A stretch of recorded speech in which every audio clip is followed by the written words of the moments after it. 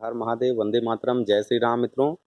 मैं सुरेंद्र त्रिपाठी आप लोगों के लिए फिर से एक आयुर्वेद की बहुत अद्भुत दिव्य औषधि जानकारी लेकर के उपस्थित हूँ कि कैसे ये दिव्य आयुर्वेदिक औषधि जो है हमें स्वस्थ जीवन शैली जीने में जो है मदद कर सकता है, मददगार साबित हो सकता है और स्वस्थ भारत और समृद्ध भारत के इस अभियान में सहयोगी हो सकता है। तो आप लोग भी इसके सहभागी बने और इस अभियान को मिलकर के आगे बढ़ाया जाए और फिर से भारत को उसी बुलंदियों में जो है प्रतिष्ठित करने का एक प्रयास सम्मिलित रूप से किया जाए। आज हम आपको केले के बारे में बताना चाहते हैं। तो ये देखें, केला है, कच्चा केला है जो हमने अपने आंगन में लगा रखा है। कच्चे केले को तो लगभग पक्का हो चाहे कच्चा हो, केले के ज़्यादा पहचान कराने की आवश्यकता नहीं है, किसी पहचान का मुरीद नहीं है। नारायण भगवान को अति प्रिय है और आज विशेष करके बृहस्पतिवार है, तो बृहस्पतिवार के दिन केले का जो है अपना अद्भुत और विशेष महत्व है। तो जो ये केला है कैसे हमें भिन्न भिन्न प्रकार की बीमारियों में बचाता है और कैसे हमारे लिए वरदान है ये, उसके बारे में आज हम लोग जानने की कोशिश करेंगे। इसमें क्या है कि पोटेशियम है, मैग्नीज है, मैग्नीशियम है, ल्यूटेंट नामक एक इसमें एंटीऑक्सीडेंट भी है और इसमें सैलिसिलेट एसिड भी है जो क्या करता है, सॉफ्टनेस ले आता है। विटामिन B6 है और तमाम प्रकार के खनिज हैं, कैल्शियम वगैरह तो भरपूर होता ही है। तो होता क्या है कि चूंकि एंटी एजिंग प्रॉपर्टी है और एंटीऑक्सीडेंट है, एंटी इन्फ्लेमेटरी है, तो तमाम सारी प्रॉपर्टी होती है इसमें। तो ये हमारे लिए बहुत तमाम प्रकार के औषधि उपयोग में काम आता है। जैसे अगर शुरुआत करें कि त्वचा की जो बीमारियां हैं, जैसे त्वचा में रेसेज आ जाएं, कील मुहासे आ जाएं। कील मुहासे पे क्या करिए कि इसका जो ये छिलका है, इसके छिलके को ले लीजिए। इस छिलके के जो ये अंदर का भाग है, इसमें पोटेशियम और मैग्नीज और मैग्नीशियम ये बहुत ज़्यादा प्रचुर मात्रा में है। इसमें सैलिसिलेट एसिड भी है काफ़ी ज़्यादा। तो क्या करिए कि इसका पेस्ट जो है आप अप्लाई कर दीजिए, जहाँ भी कील मुहासे हों या धब्बे वगैरह हों वहाँ अप्लाई करिए, तो बहुत जल्दी ये उसको ओवरकम करने लगता है। और जहाँ पे मस्सें आ जाएं, मस्सों के ऊपर क्या करिए कि इसको रात में लगा दीजिए, किसी टेप की सहायता से चाहे लगा दीजिए या उसके पेस्ट को घिस दीजिए। तो ज़्यादा मस्से, जो बड़े मस्से हैं वो छोटे होना शुरू हो जाएंगे, कुछ दिन में मस्सों की समस्या भी सॉर्ट आउट हो जाएगी। और अगर त्वचा पे लगाते हैं कहीं पे, तो होता क्या है, जो त्वचा पे धब्बे या झुर्रियाँ वगैरह होती हैं ना, तो एंटी एजिंग प्रॉपर्टी होने के कारण ये क्या करता है, उन झुर्रियों को एकदम कम कर देता है। और पोटेशियम की मात्रा बहुत ज़्यादा है, तो पोटेशियम का उपयोग होने से क्या होता है कि जो नर्वस सिस्टम रिलेटेड जितने भी सूज हैं उसको भी ये सॉर्ट आउट कर देता है। तो एंटी एजिंग है, एंटीऑक्सीडेंट है, तो क्या करता है, कोशिकाओं में जो क्षय का प्रोसेस है उसको रिड्यूस कर देता है। और क्या है कि केले में, चाहे कच्चा केला हो चाहे पका केला हो, उसमें बहुत ज़्यादा जो है जो फाइबर और स्टार्च होता है, तो इसके उपयोग करने से भूख कम लगती है। स्टार्च होता है तो स्टार्च को ग्लूकोज में चेंज होने में और फिर जो है उसको डाइजेस्ट होने में टाइम लगता है, तो भूख कम लगती है। तो जिसकी वजह से क्या होता है कि जो ट्रांस फैट और बाकी सब चीज़ों की ज़्यादा से ज़्यादा हम लोग चूँकि बाज़ार में कुछ न कुछ तली भुनी चीज़ें खा लेते हैं, तो उससे टॉक्सिक वेस्ट और जो चीज़ें हैं उससे बचाव भी हो जाता है। और ज़्यादा फाइबर होने की वजह से क्या फ़ायदा है कि मेटाबॉलिज्म बहुत स्ट्रांग हो जाता है। जो डाइजेशन की सारी प्रॉब्लम है, डाइजेस्टिव जूस को बराबर मात्रा में निकालता है। और जो आंतों में चिपकने की प्रॉब्लम है ना, कि जो भोजन है तो वो चिपक जाता है जब अनडाइजेस्टेड फूड जो होता है, जब छोटी आंत में डाइजेस्ट होने के बाद बड़ी आंत में शिफ्ट होता है, तो वहाँ वो चिपक जाता है और क्या होता है, रिलीज नहीं होता। तो कॉन्स्टिपेशन होता है, जिससे कब्ज, बवासीर, इस तरह की तमाम समस्याएं उत्पन्न होती हैं। और फिर वहीं पे क्या है, टॉक्सिक वेस्ट बढ़ने के कारण बॉडी में फिर यूरिक एसिड का बढ़ जाना, वही यूरिक एसिड की अलग अवस्था बन करके वो बैड कोलेस्ट्रॉल में चेंज हो जाना, फिर वही ट्राइग्लिसराइड में चेंज हो जाना, मतलब अलग अलग और ख़तरनाक होता जाए और ख़तरनाक होता जाए, अवस्थाएं बदलती चली जाती हैं। तो होता क्या है कि जो हमारा कार्डियोवास्कुलर सिस्टम है ना, जो हार्ट है, जैसे हार्ट में क्या है कि 4 लोब हैं, जो right atrium, left atrium, right ventricle, left ventricle, बीच में बंडल ऑफ हिप्स हैं और इसमें पेस मेकर लगा हुआ है। वो क्या करता है, इलेक्ट्रिकल जो है वो स्पार्क जनरेट करता रहता है, जिससे कार्डियक साइकिल चलती रहती है। और उसमें आर्टरीज हैं, वेन्स हैं, सर्कुलर कई तरीके के सर्कुलेशन होते हैं, जैसे पोर्टल सर्कुलेशन है, सिस्टेमिक सर्कुलेशन हैं। ये तमाम अलग अलग टॉपिक है, इस पे कभी और डिस्कस करेंगे हम लोग।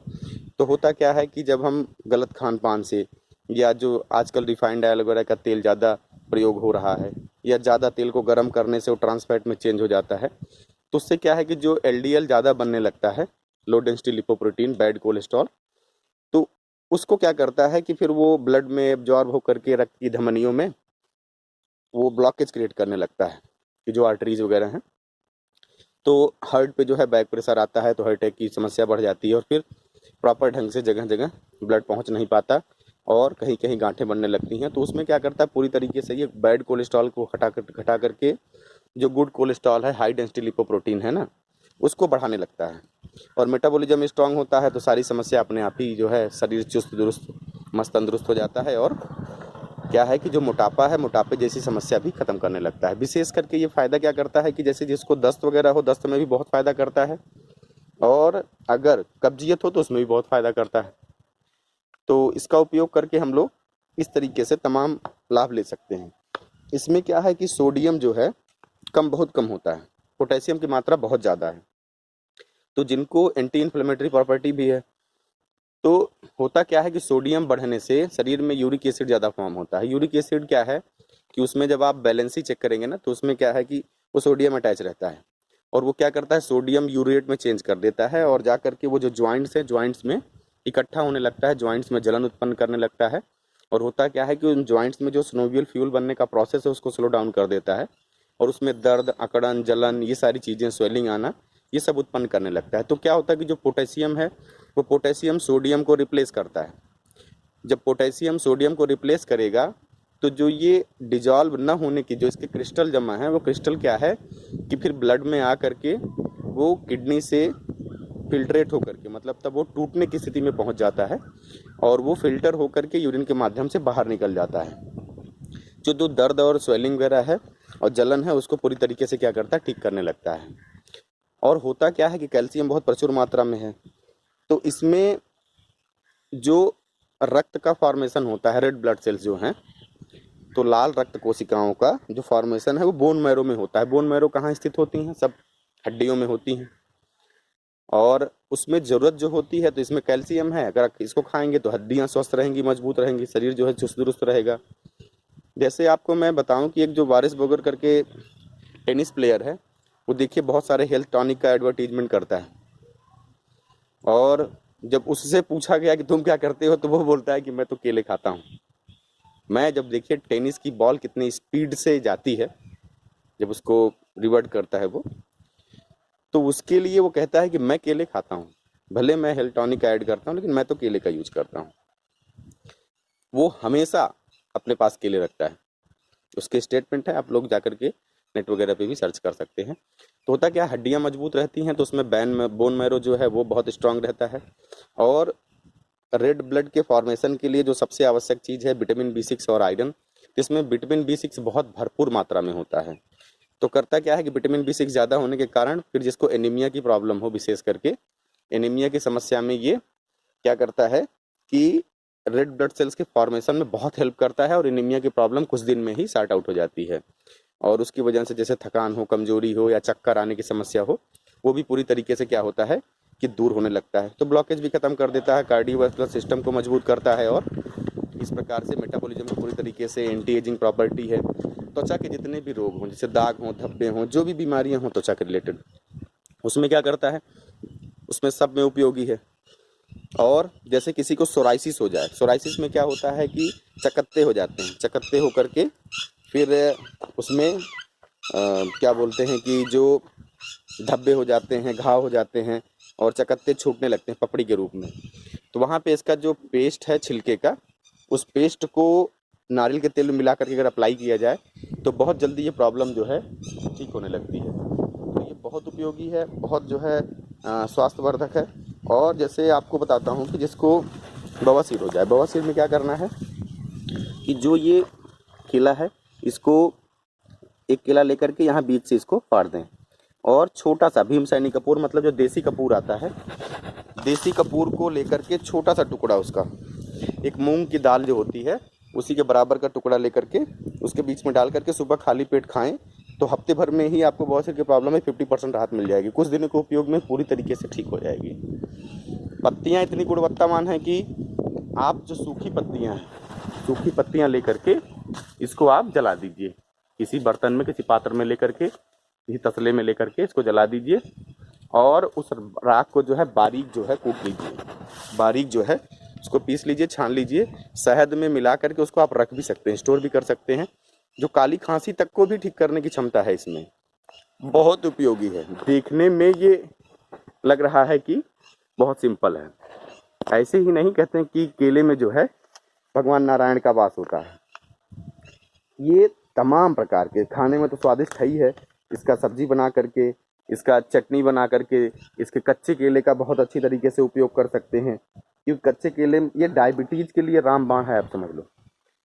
डायबिटीज़ में कच्चे केले का उपयोग बहुत उपयोगी है, चाहे इसका चूर्ण बना करके उपयोग करें और चाहे कच्चा केला वैसे ही खाएं।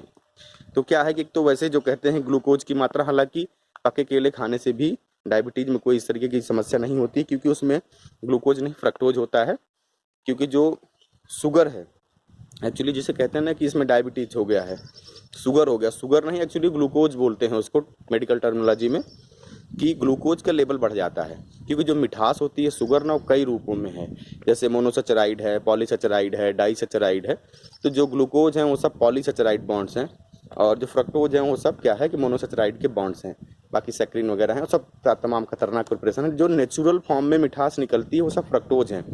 फ्रक्टोज कभी भी ब्लड के साथ कंबाइन नहीं होता, इसलिए ब्लड शुगर लेवल बढ़ता नहीं है और बहुत स्लोली रिलीज होता है। ये इजीली डाइजेस्ट होकर के इमीडिएट एनर्जी में भी चेंज हो जाता है। और क्या करता है कि जो बीटा सेल्स हैं, बीटा सेल्स के रीजनरेशन में बहुत हेल्प करता है, जो इंसुलिन बनाते हैं पैंक्रिया में। तो डायबिटीज़ में भी अत्यंत उपयोगी है। और तमाम प्रकार की जो बीमारियां होती हैं, दांतों के लिए एक आपको मैं उपयोग बताना शायद भूल गया हूँ इसका। दांतों में क्या, दांतों की बीमारी के लिए क्या करें कि इसका जो ये गूदा है निकाल करके उसका मंजन बना लें, मतलब पेस्ट की तरह जो है ब्रश पे लगा के अप्लाई करें। तो दांतों में चूँकि इसमें सोडियम है, पोटेशियम है, मैग्नीज है, तो ये क्या करता है दांतों का जो पीलापन है उसको डिजॉल्व करने लगता है और 2-3 दिन के प्रयोग से ही दांतों में चमक आने लगती है। तो दांतों के लिए भी बहुत ज़्यादा उपयोगी है ये। इसके आप उपयोग बताते रह जाइए। हड्डियों में दर्द वगैरह, जैसे मान लीजिए कहीं आपको जॉइंट में पेन है, जॉइंट में स्वेलिंग है, जॉइंट में सूजन है, तो जो इसकी चटनी बना करके ना, जो इसके केले का छिलका है उसकी चटनी बना करके अगर आप लगाते हैं तो क्या होता है कि पूरी तरीके से ये क्या करता है कि उसको ठीक करने लगता है।